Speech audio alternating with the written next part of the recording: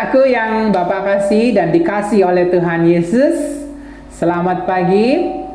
Hari ini kita akan kembali belajar dari buku Pendidikan Agama Kristen dan Budi Pekerti yang dikeluarkan oleh Kementerian Pendidikan dan Kebudayaan Republik Indonesia, tahun terbitan 2018. Baik, hari ini kita akan belajar dari bab 13 dengan judul Aku dan Kamu Sama di Hadapan Allah.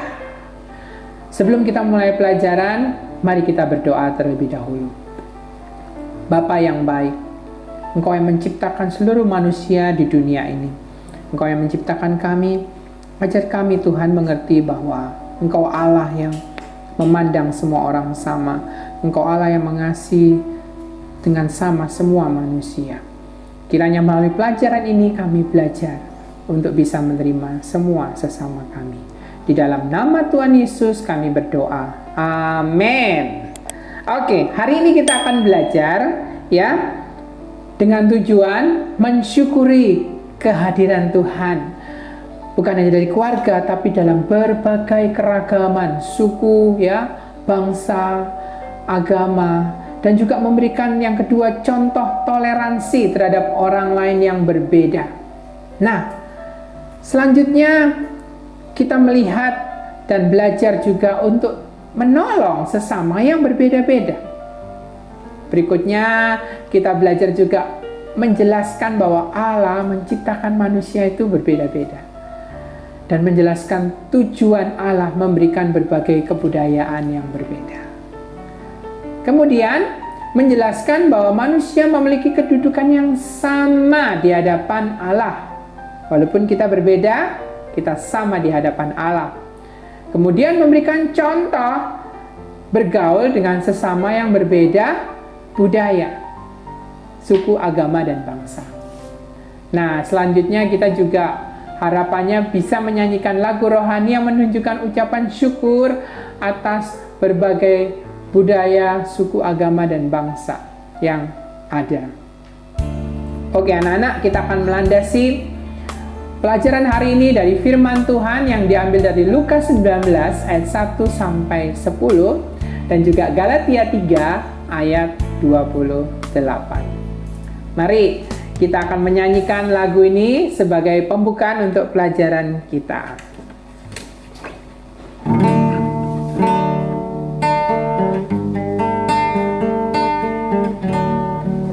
Melayani, mengasihi. Mengasihi, mengasihi lebih sungguh. Mengasihi, mengasihi lebih sungguh. Tuhan lebih dulu mengasihi kepadaku. Mengasihi, mengasihi lebih sungguh. Melayani,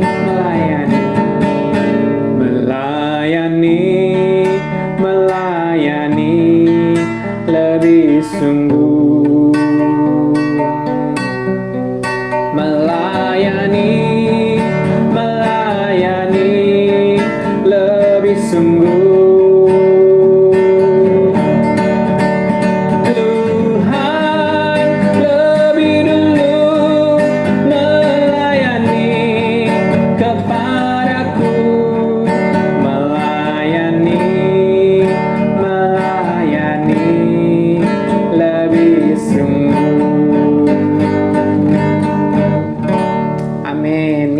Kita mau lebih sungguh melayani Tuhan karena Dia Allah yang sudah terlebih dahulu melayani kita. Ya.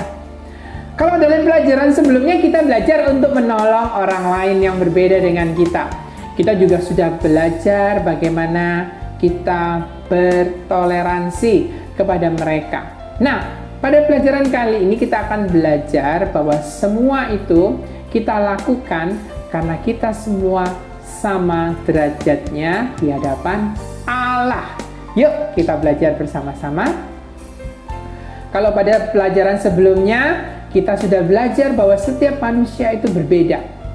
Kamu pun sudah belajar bahwa dunia dipenuhi dengan berbagai macam perbedaan.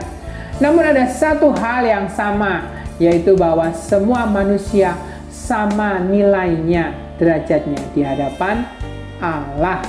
Nah, kita akan membaca dari Lukas 19 ayat 1 sampai 10. Lukas 19 ayat 1 sampai 10. Bapak akan bacakan ya. Yesus masuk ke kota Yeriko dan berjalan terus melintasi kota itu. Di situ ada seorang bernama Sakeus, kepala pemungut cukai, dan ia seorang yang kaya. Ia berusaha untuk melihat orang, apakah Yesus itu, tetapi ia tidak berhasil karena orang banyak, sebab badannya pendek. Maka berlarilah ia mendahului orang banyak, lalu memanjat pohon ara untuk melihat Yesus yang akan lewat di situ. Ketika Yesus sampai di tempat itu, ia melihat ke atas dan berkata, "Sakeus, segeralah turun, sebab hari ini aku harus menumpang di rumahmu." Lalu Sakeus segera turun dan menerima Yesus dengan sukacita. Tetapi semua orang yang melihat hal itu bersungut-sungut. Katanya, ia menumpang di rumah orang yang berdosa. Tetapi Sakeus berdiri dan berkata kepada Tuhan, "Tuhan, setengah dari milikku akan kuberikan kepada orang miskin.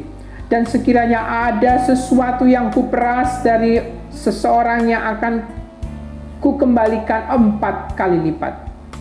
Kata Yesus kepadanya, "Hari ini telah terjadi keselamatan kepada rumah ini, karena orang ini pun anak Abraham. Sebab anak manusia datang untuk mencari dan menyelamatkan yang hilang." Amin. Inilah hati Tuhan kita. Ya, Dia datang untuk mencari dan menyelamatkan yang hilang. Toleransi bukan berarti kita sama-sama menjadi sama dengan yang hilang, tapi kita mencari dan menyelamatkan yang hilang. Ada perbedaan yang boleh kita terima, tapi ada perbedaan yang harus kita jauhi, ya. Perbedaan apa itu? Perbedaan suku, perbedaan kebudayaan kita boleh terima, tapi perbedaan antara baik dan jahat tidak boleh kita terima, ya. Jahat itu berbeda, tidak bisa kita terima. Hati-hati anak-anak dengan toleransi ini, ya. Yuk kita lanjutkan pelajaran kita. Ayat yang baru kamu baca menceritakan pertemuan Tuhan Yesus dan Sakeus di kota Yeriko. Nah, sebelum kita diskusi apa yang terjadi pada pertemuan ini, yuk kita kerjakan teka-teki di bawah ini. Ada teka-teki ini, ya. Oke, kita mulai saja ya dari yang mendatar dulu ya. Nomor 3. Nama kota tempat Tuhan Yesus bertemu Sakeus. Apa ya? Yeriko. Oke, berikutnya langsung nomor 4. Yang dilakukan Sakeus ketika Tuhan Yesus ingin menumpang di rumahnya adalah nomor 4 apa? Menerima. Oke. Berikutnya nomor 6, lompat ya. Anggapan orang banyak terhadap Sakeus. Dia orang apa? Orang berdosa. Ya, orang berdosa. Berikutnya nomor 7. Tubuh Sakeus bentuknya pendek. Oke. Ya. Selanjutnya nomor 8. Perasaan Sakeus saat mendengar Tuhan Yesus mau datang ke rumahnya apa? Sukacita. Dia bergembira sekali ya. Berikutnya nomor 10. Pekerjaan Sakeus adalah pemungut cukai. Oke ya, kita lanjut yang menurun. Nomor 1. Anak manusia datang untuk mencari dan menyelamatkan yang hilang. Oke. Nomor 2. Tuhan Yesus berkata akan ada keselamatan di dalam rumah Sakeus. Oke. Nomor 5. Sakeus berjanji akan mengembalikan harta yang diberasnya sebanyak 4 kali lipat. Dan yang terakhir, pohon yang dinaiki Sakyus untuk melihat Tuhan Yesus, pohon ara. Oke anak-anak, kita lanjutkan ya. Nah, kalian sudah mengamati hal-hal yang penting dalam cerita Sakyus dengan mengerjakan teka-teki di atas. Selanjutnya, sekarang kita akan mendiskusikan apa yang terjadi dalam cerita ini ya. Nah, Sakyus ini adalah seorang kepala pemungut cukai. Pemungut cukai itu adalah orang yang bertugas untuk mengumpulkan uang pajak dari rakyat dan untuk diberikan kepada pemerintah Romawi. Jadi ini pemerintah jajahan ya. Bangsanya Sakyus itu dijajah dan Sakyus minta, ayo mana bayar utang, bayar uangmu, bayar utang. Diberikan kepada yang jajah. Jengkel ya, orang saat itu jengkel. Ini orang kok ya mengkhianat. Makanya dia disebut orang berdosa. Nah, pekerjaan inilah yang membuat Sakyus dibenci, ya. Karena apa? Dia mengambil uang rakyat yang miskin dan membuat dia jadi kaya. Mereka juga, tadi yang Bapak katakan, menganggap Sakyus ini pengkhianat, ya. Nah, karena itu Sakyus menjadi orang yang tidak punya banyak teman. Walaupun ia kaya, ia tidak bahagia. Ketika Sakyus mendengar bahwa Yesus akan melewati Yeriko, ia bergegas ingin melihat Yesus. Sayangnya, Tuhan Yesus dikelilingi banyak orang. Dan Sakyus tubuhnya pendek, nggak kelihatan. Ya, kasihan deh ya. Semua orang, aduh bagus, Dia bingung, nggak bisa kelihatan karena tubuhnya pendek. Makanya dia punya akal. Aku melari duluan. Terus dia panjat pohon yang lebih tinggi dan dia tunggu Tuhan Yesus lewat. Wah, pinter juga ya Sakyus ini ya. Dan ketika Yesus lewat, ia senang sekali dan menyapa. Dan ia ingin Yesus menyapa. Dan Yesus menyapa Sakyus. Dia berkata, ayo aku ingin menumpang di rumahmu. Wah, orang banyak heran dan kesal melihat Tuhan Yesus mau berteman dengan Sakyus yang berdosa. Akan tetapi Tuhan Yesus berkata kepada mereka bahwa ia datang ke dunia untuk menyelamatkan orang yang berdosa. Ya. Apakah kamu juga bisa melihat bagaimana Tuhan memperlakukan Sakyus? Ia tidak membeda-bedakan apa yang ditemuinya. Ia mengasihi mereka dan ingin menunjukkan di hadapan semua orang bahwa semua orang itu sama. Ya, jangan membedakan suku, agama, dan budaya. Orang jahat sekalipun harus dikasih dan ditolong. Ya, ayo belajar dari kisah Sakyus ini untuk selalu mengasihi orang yang berbeda dan dari kita, karena semua manusia sama di hadapan Allah. Sekali lagi, tujuan Allah untuk mengasihi semua orang agar semua orang diselamatkan, semua orang percaya Yesus, ya. Semua orang dosanya ditebus. Ini yang kita harus hati-hati. Tuhan mau semua orang, bahkan orang jahat sekalipun, agar mereka bertobat. Nah, inilah saatnya kita menulis janji, ya. Kita akan menulis janji untuk tidak membedakan orang di sekitar kita, seperti yang telah dilakukan oleh Tuhan Yesus kepada Sakyus. Caranya adalah, pertama, Bapak baca dulu ya. Tulislah janjimu pada bagian cabang pohon yang bergaris. Oh, sekalian aja ya Bapak ambil biar enak menjelaskannya. Ini ya, ada di halaman 187. Silahkan dipotong ya, Bapak sudah potong. Ditulis yang bergaris, tulis janjimu ya. Setelah itu diwarnai ya. Tempelkan bagian daun pada bagian atas cabang pohon ya. Lengkungkan pada pola kotak dan rekatkan masing-masing ujungnya sehingga membentuk pipa. Oke ya. Jadi kalau kalian lihat ditulis di sini ya untuk janjinya ya pada pola sehingga kalian bisa melihat nanti. Oke. Setelah itu letakkan pada tempat yang mudah dilihat agar kamu dapat selalu ingat dan tidak membeda-bedakan orang lain. Baik, selanjutnya anak-anak ya. Nah, di sini kita akan memperhatikan ayat firman Tuhan berikut ini, yaitu terambil dari Galatia 3 ayat 28. Dalam hal ini tidak ada orang Yahudi atau orang Yunani, tidak ada hamba atau orang merdeka, tidak ada laki-laki atau perempuan, karena kamu semua adalah satu di dalam Kristus Yesus. Nah, ayat yang baru kita baca ini menulis tentang perkataan Rasul Paulus bahwa di dalam Yesus semua orang memiliki martabat dan kedudukan yang sama. Tidak perlu membeda-bedakan suku atau status sosial atau jenis kelamin. Karena di dalam Yesus, sekali lagi orang yang percaya Yesus, kita statusnya, nilainya sama. Sekali lagi ingat, orang yang percaya Yesus ya. Orang yang percaya Yesus statusnya dan nilainya sama. Hal ini perlu diingat kan oleh Rasul Paulus, karena pada zaman itu orang masih membedakan suku bangsa. Ya, orang Yahudi dianggap lebih tinggi derajatnya daripada orang Yunani. Hamba diperlakukan lebih rendah daripada orang yang sudah merdeka.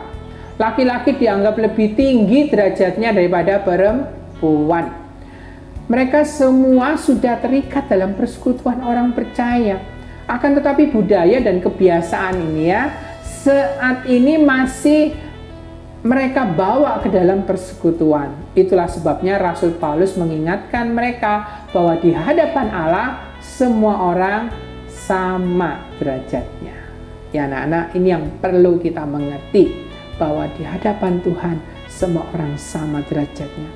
Kalau kamu merasa dicobai dengan berkata aku tidak berharga, aku rendah, lihat di dalam Kristus kita sama. Atau kamu dicobai, digoda, oh aku lebih hebat daripada si A, si B, si C. Ingat, kita sama di hadapan Tuhan. Tidak perlu minder atau sebaliknya tidak perlu sombong, karena kita semua adalah milik Tuhan. Kamu telah belajar bahwa Allah tidak membedakan manusia. Semua orang sama di hadapannya. Namun sayang, masih banyak terjadi diskriminasi, perbedaan terhadap orang yang dianggap rendah. Pengertian diskriminasi menurut Kamus Indonesia membedakan perlakuan terhadap sesama warga negara berdasarkan kulit, golongan, suku, ekonomi, agama, dan sebagainya. Jadi perlakuannya beda karena orangnya beda.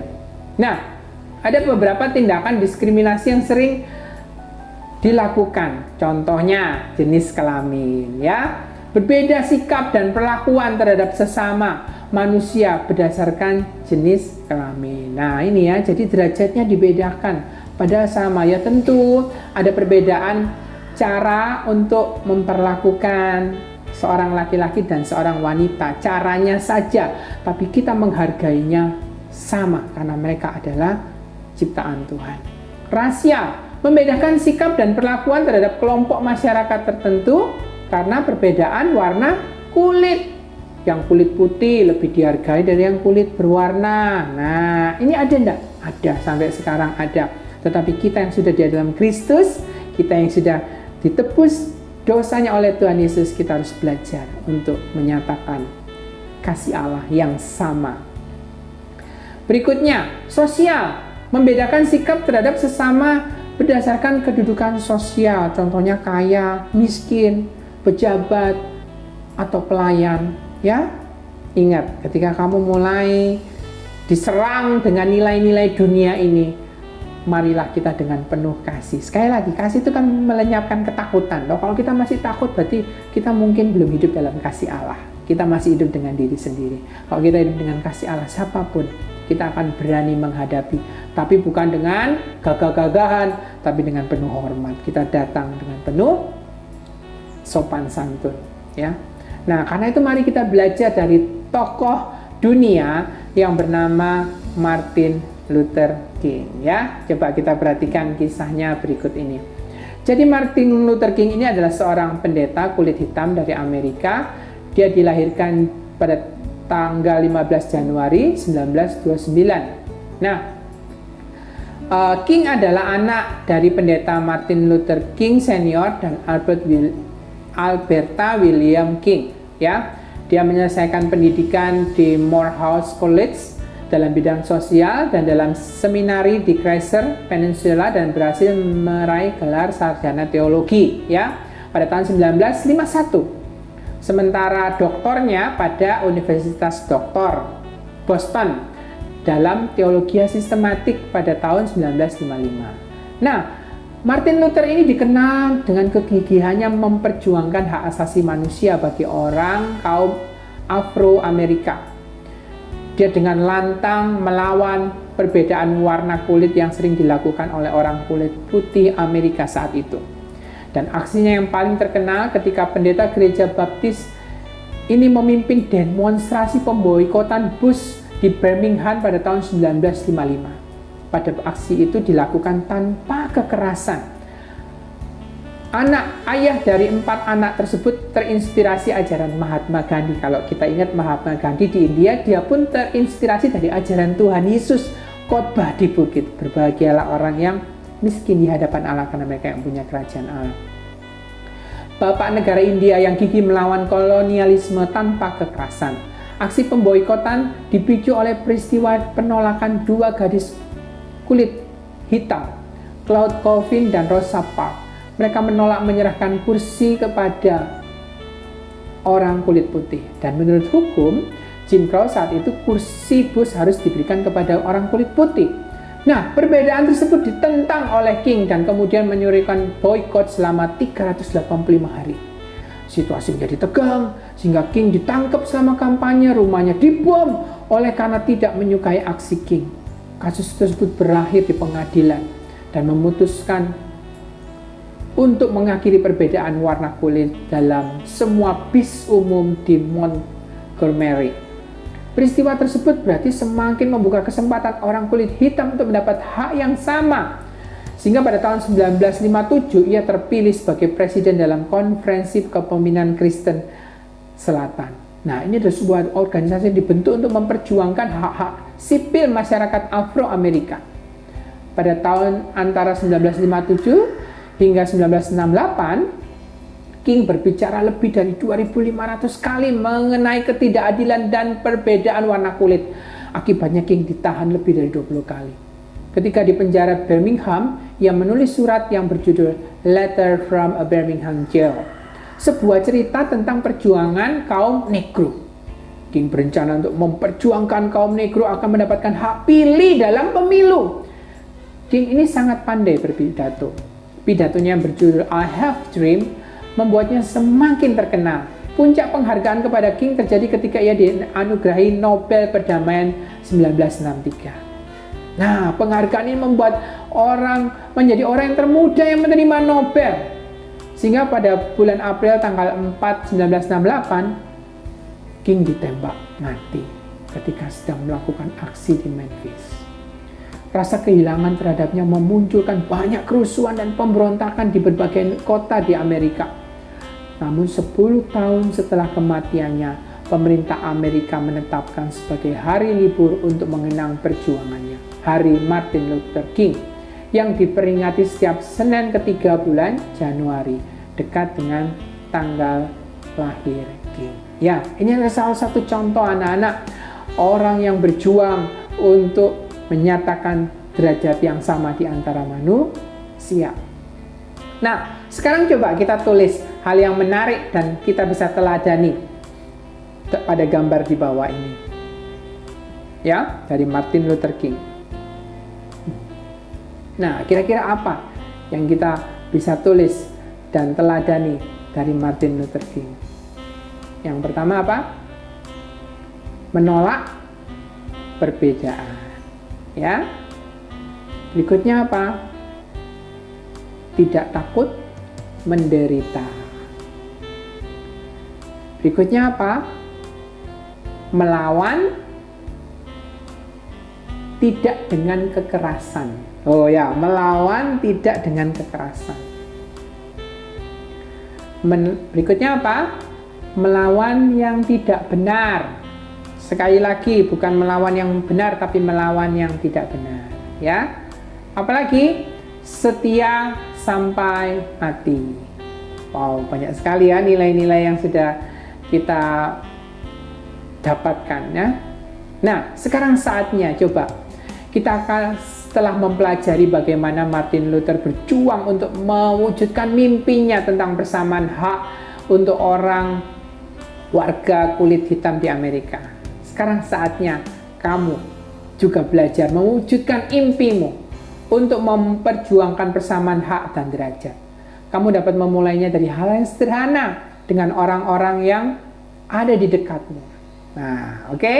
Coba sekarang tulislah mimpi dan rencanamu pada gambar di bawah ini.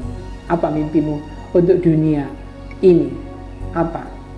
Contohnya ya, aku ingin semua anak bisa belajar dengan baik. Wah, oke? Aku ingin semua anak bisa bermain.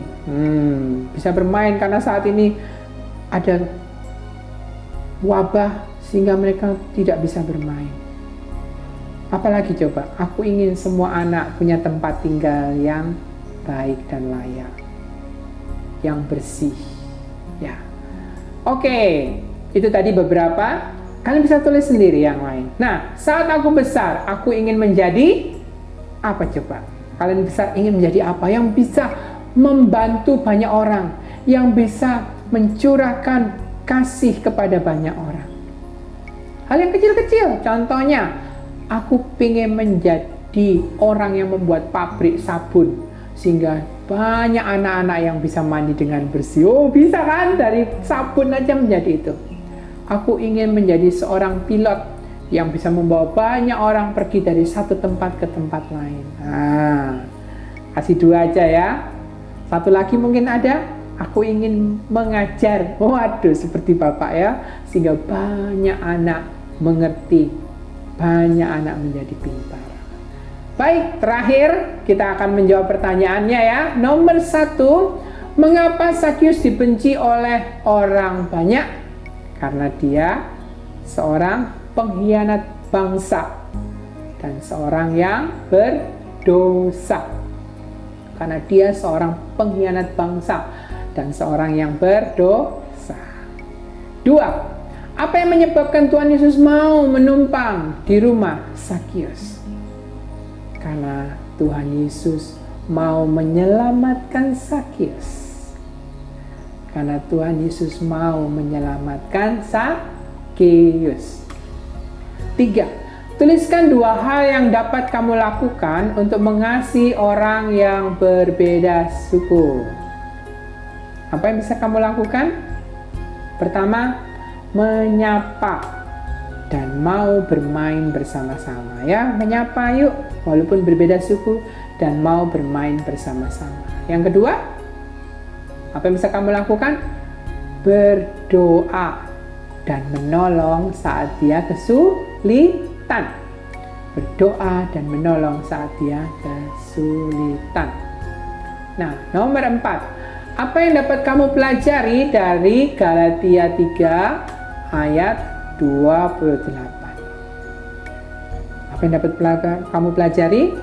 Bahwa Tuhan Yesus merindukan kita memperlakukan dan menerima semua orang, secara khusus yang percaya Tuhan Yesus, secara sama. Ya, sekali lagi, Tuhan Yesus mau kita memperlakukan dan menerima semua orang yang sudah percaya Tuhan Yesus dengan sama. Itulah kerinduan Tuhan Yesus. Berikutnya, nomor 4. Apa yang dapat kamu pelajari dari tokoh Martin Luther King Jr.? Jelaskan. Ya, bahwa selama kita di dunia ini mau terus memperjuangkan dan menyelamatkan mereka yang terhilang. Selama kita di dunia ini mau terus memperjuangkan dan menyelamatkan mereka yang terhilang karena kasih, ya. Itulah yang menjadi kerinduan Allah. Itulah yang menjadi hati Allah, sehingga kita mengerti bahwa Allah mengasihi semua orang sama, baik aku dan dia. Oke anak-anak, mari kita menutup pelajaran hari ini dengan doa. Mari kita berdoa.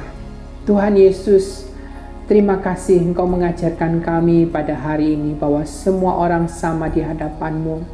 Terlebih kami yang sudah percaya kepadamu, tidak ada lagi perbedaan yang membedakan nilai diri dan harga diri kami.